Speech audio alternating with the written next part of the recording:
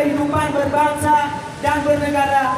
Sudarlun, massa dari organisasi masyarakat Islam dan mahasiswa di Aceh Barat, Jumat sekitar pukul 16.00 waktu Indonesia Barat, melancarkan aksi demo di gedung DPRK Aceh Barat. Massa mencapai ratusan orang tersebut meminta Presiden Jokowi untuk tegas dan tidak melindungi Ahok dalam kasus penistaan agama. Jika aparat-aparat penegak hukum tidak siap untuk menghukum Ahok, serahkan Ahok kepada kami untuk kamu cancang kamu vote lah benar.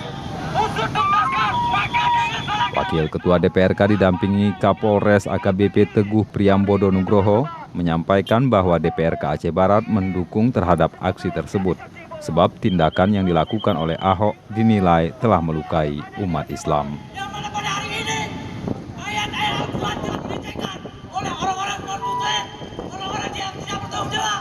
Yaitu DPRK Aceh Barat sangat mendukung, sangat penuh dengan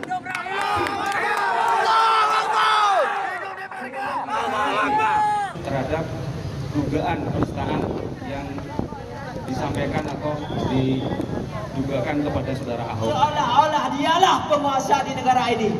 Dari Melabu, Rizwan, Serambion TV. Tidak bisa berbuat apa-apa.